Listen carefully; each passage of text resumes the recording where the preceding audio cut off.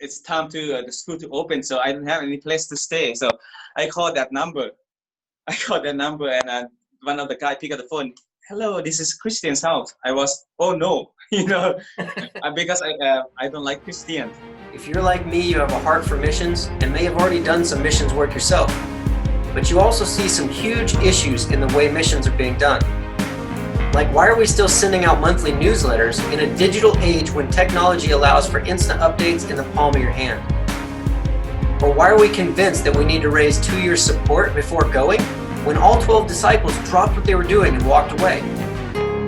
Or why are we allowing denominations to decide who can and cannot go do what God is calling them to do just because of things they've done in their past? And at what point did we brand following Christ to be a life of scarcity and sacrifice when it's truly a life of abundance and privilege? These are some of the blaring questions in the missions world today. And Watch Missions Live is here to reshape the way you see missions. It's time for missionaries to rise up, create a shift in perspective, a change, a revolution in the way things are done, and give you the real story, one of abundance, fulfillment, and privilege. My name is Aaron Jennings, and welcome to Watch Missions Live. Hey, this is Aaron with Watch Missions Live, and today we're back again with Danny and Dan, but today we're going to talk to Dan and his story of how he got started. Go ahead and introduce yourself for us again. Hi, Sawadee krap. Yeah. My name is Tan. I'm from Thailand. I grew up Buddhist, and I became a Christian 1997. Yeah, and I did I know Jesus through YWAM ministry in 1997. So, and after I learned more and more about God, so in 2001 I did my discipleship training school with YWAM. So. And since then I joined YWAM. So. Right, and just so everybody knows, YWAM, in case you only listen to one episode ever, YWAM is the initials, Youth with a Mission, YWAM. It's just the way we say it fast. But you have a cool story, a fun story for those of us on the other side of how you actually came into YWAM and became a Christian and everything right there at the beginning, right? Because it was through the YWAM ministry that you became a Christian in 97. But tell us a little bit about that. Like, how did you even find YWAM? Long story. You can shorten it. Give us the highlights. Okay, yes, I can make it short. When I was in high school, so I was in, believe in the Buddhism. So I came to Bangkok to study in university. So I came for register at the university. So I met a guy. He speaks the same dialect. So, and that time after I registered, I didn't have a place to stay. So I talked to him. Hey, where are you from? So he's, and we introduced to each other. So, and he gave me a phone number. So, and after that, so I went back home, and it's time to the school to open. So I didn't have any place to stay. So I called that number. And one of the guy picked up the phone. Hello, this is Christian's house. I was, oh no, because I don't like Christians. Yeah. So, but I don't have any place to stay. So I just come to Bangkok. So I came to that place. So I was planning just, to move out after 2 weeks. I want to move out, but then after 3 days I stayed there. So I got sick. So the Christian there was nice and helping me, cool me down, wipe me, and I felt like, oh, this Christian's very nice. So I decided to stay. So, and then 4 or 5 months later, I brought the amulets with me too. Hope you know the amulets. Amulets. Your worship necklace. Idols. Yeah, idols. Yeah, your necklace with the Buddha symbol and stuff. Yeah, I used to worship that. So 5 months later, so I accept Jesus. So I brought that back home. So, and so about 2-3 years during that time, so I was helping Danny doing sound. He's doing worship. I haven't played anything yet that time. So I just do sound, helping sound, running sound with him. So every year YWAM has a conference. So what about 2000? I think 99. Yeah, I went to the conference running sound. I was closing my eyes. You know, when they're playing music, you know, God was moving at that time. So I was closing my eyes, but you know, and I closing my eyes. Jesus, I feel like Jesus standing right there next to me. He said, "You have to change your life."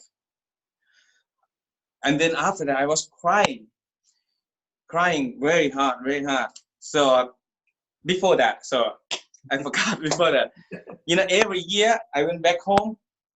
I do the same thing like I used to do, drinking, party. When I came to Bangkok, I worship God, raise up my hands, you know, doing things like that. So my life just kind of like a hypocrite way. Yeah, back and forth. And then, yeah, like that. So and I doing, and then that time, so I was closing my eyes and worship. Go back to the story. So closing my eyes and God, Jesus said, like, change your life. You cannot do the same thing. He said that. So I was just crying, and that day, so completely changed. So yeah, and like the next year later, I did discipleship training school. So. And I know you guys more than everybody just listening to the episode, and I knew the story. That's why I asked, because I like people to hear all of the ways you can get into ministry. You had no intention of ending up in a music ministry for a Christian in Bangkok. You know? Yeah, I don't have any foundation of music, so I just a farm boy. So I plow the land, I do anything.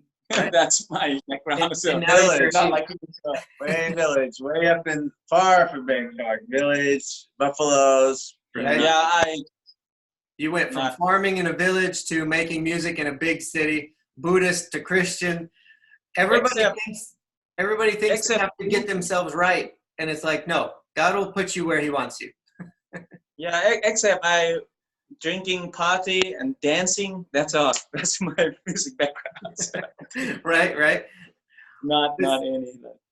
But see, I like to point out, like I said, the way people end up in ministry and missions, and everybody thinks they have to get things right or be a certain type of person.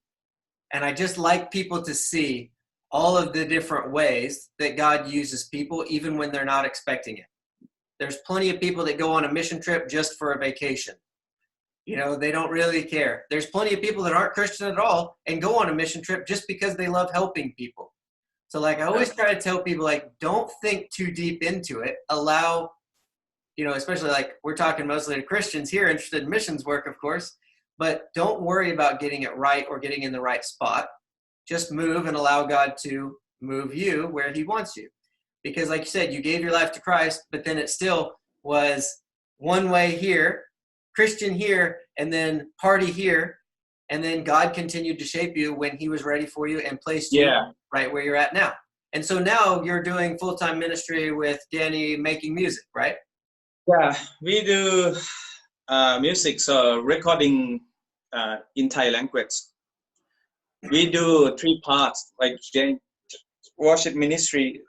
We do 3 parts, like recording, the written in Thai language, and do live worship and do training. Yeah. Okay. So were you jumping back to your story when you said they were worshiping and God was moving? Was this music that was written in the Thai language? Or was it before all this? I think that I wasn't sure. That day was a translation. Well, back then, that was a translation. Maybe that like 22 years ago, maybe. I know. It was 22 years ago. That's just very rare of Thai worship. Yeah. We still haven't done a lot yet. Maybe probably English, I think. It was a translation. I know what song it was. I was leading worship. I know the song. It's translated. It's Down at Your Feet, O Lord. It's an old worship song. We had translated it to Thai and Well, you know what's fun though is like way back then, right? It still was music was a big part of this. And I'm sure at that point, God was saying, hey, here's this guy from America, and here's this Buddhist Thai guy, and here's this gap we need to bridge. And He brought you together at that point, and now you're creating music that allows people to touch in their own language. And so actually, music's very has a lot of influence in my life. So without music, I probably not be with the Lord. I probably like just come, you know, to the student ministry that run by, you know, Christian, and after that, I probably leave. After I finish university, I probably leave. I probably not continue work in mission. So because of music and live like that, so that's why it draw me in and train me up, to serve Him. So I understand. That's awesome. I love the story, and I love how, you know, if we really look back, we can always like dig into these things that happen and see how all of a sudden now, you know, 20 years later, you guys sitting side by side doing the same thing, deeper and better, you know, with a passion for it, for more people. And you're bringing the cultures together and you're bringing the music together. It's really cool. I like it. So I like to end up everything with a story. So Dan, can you tell us a story where God provided, a God sent, something like that, that we wouldn't hear of unless we happen to meet you somewhere? One thing, one story, it's about music. So a lady, she tried to talk about Jesus with her mom. So her mom's kind of like ignore her. Then don't talk to me about Jesus. I don't believe it. She tried to take her mom to the church, and she went to the church, but she's still like, I don't believe that.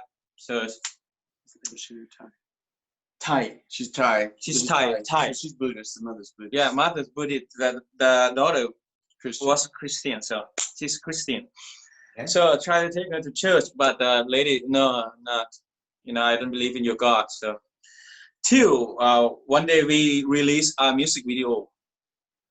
So and she watched that video. The daughter watched the video, music video. She's, wow, this is cool. Then she turned on YouTube to her mom to watch that. So her mom, after her mom watched it, her mom interesting, want to go to church. Yeah.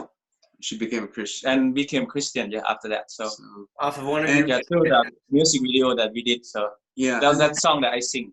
So and the song is specifically telling how do we get to heaven. So it's talking the first verse about if we try to make merit, we try to do all these things. It's showing all these Buddhist things they do to make merit to get to heaven. And then saying, no, the way is through Jesus Christ because He paid for our sins. So it just the message through the music was able to reach the mother in a way that it did reach the daughter was not able to get through to her or through church. Yeah. So that's awesome. It's fun. No, that was a good story. See, you didn't have to think about it too much. Every time I ask people about a story, a lot of people try to think of these big stories that would like shake the world. It's like, no, it's all the little ones in between that you never hear about. That, you know, stuff like that. She hears a YouTube video, you know, of something that you made obviously on your own, probably in a room by yourself, and it was able to reach out and touch somebody and bring them in, and God's working behind the scenes. That's what's cool about this life and what we're doing. He's always doing something, and we don't know what's going on. Well, that's a good place to end this episode. So I thank you for your time. Thanks for being on and sharing with us. Thank you for having us on. Yes. Yep. Cool. Well, I know I'll talk to you guys later, and I'm sure we'll have you back in the future for some more stories. So have a good one. And for everybody listening, thanks for listening, and we'll catch you on the next episode. Hey, thank you for your time. Please remember to rate and subscribe. After being a full-time missionary, I got tired of people looking at me like it must be really hard to do what you do. And they'd say things like, I'd love to be able to do something like that, but insert excuse. When the real reason was because they saw what we were doing as a sacrifice. That to do missions work, they would have to give up everything that quite honestly was forcing them to do things they didn't like, for people they couldn't stand, so they could afford things that they didn't need. The truth is, as full-time missionaries, it was one of the few times in my life when I was truly fulfilled. It was the closest to God I'd ever been. Debt-free, not stressed, and living the life of adventure I'd always wanted. If you too believe that it's time for a change, then head over to watchmissionslive.com and join the revolution.